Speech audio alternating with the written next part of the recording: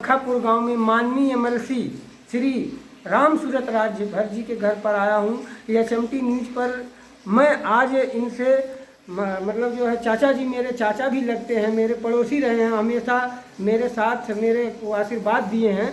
मैं चाचा जी से पूछना चाहूँगा, परम पूज्य संत श्री आसाराम बापू जी को जो है राजनीतिक षड्यंत्र से फंसा गया, ये तो सिद्ध हो गया। आज पूरी भारत नहीं पूरा विश्व मान रहा है कि बापू के साथ अन्याय हुआ है। मैं उस पर चाचा जी से जानना चाहूँगा अपने कि चाचा जी आप इस पर क्या कहेंगे कि ये निर्दोष केस में निर्दोष संत को 12 साल से जेल में रखा गया है, जबकि बड़े बड़े अपराधियों को बेल दी गई है। चाचा देखिए, किसी भी संत के प्रति इस तरह से आवेश में या पॉलिटिकल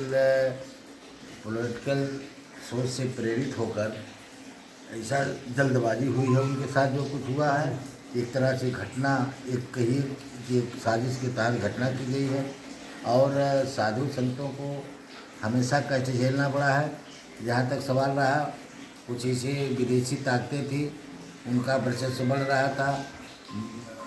हर क्षेत्र में दवा से लेकर आयुर्वेद की दवाओं के भी दवाएं भी बहुत खोज किए थे, जिससे पाश्चात्य संस्कृति के लोग भी उसमें विदेशियों का भी हाथ था। और कुछ अपने देश के राजनीतिक पॉलिटिकल पार्टियों ने उनका मिलकर एक तरह से साजिश के तहत उनको फंसाया गया। और बाद में पता चल रहा है कि वह कई प्रकरण में निर्दोष पाए गए हैं। और किसी साधु संत को इस तरह से गलत बिना समझे आरोप नहीं लगाना चाहिए। अगर वह सच्चाई है और संतों के लिए तो हमेशा कसौटी पे चढ़ना पड़ता है और कसौटी को झेलते हैं।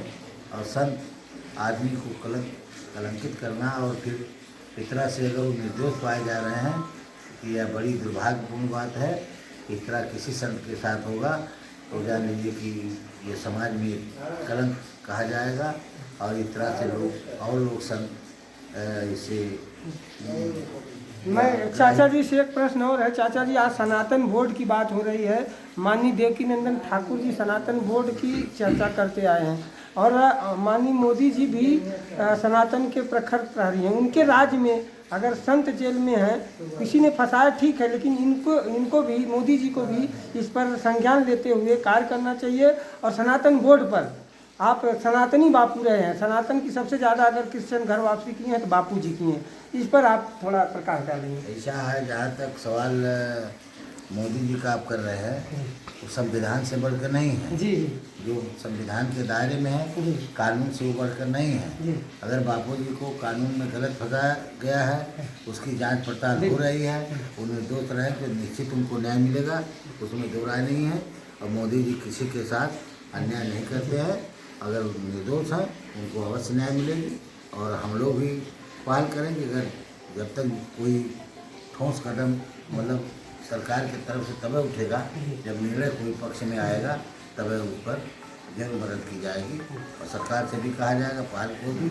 लेकिन अब हम एक कैसे कह सकते हैं कि निर्दोष अगर उनको प्रमाण मिल रहा है, जैसा सुनने में आ रहा है उनको निर्दोष फंसाया गया है और निर्दोष रहे उनको गलत फंसाया गया है, उस पर प्रक्रिया आ रही या प्रमाण आ जाता है तो जरूर मदद होगी। बहुत बहुत धन्यवाद चाचा।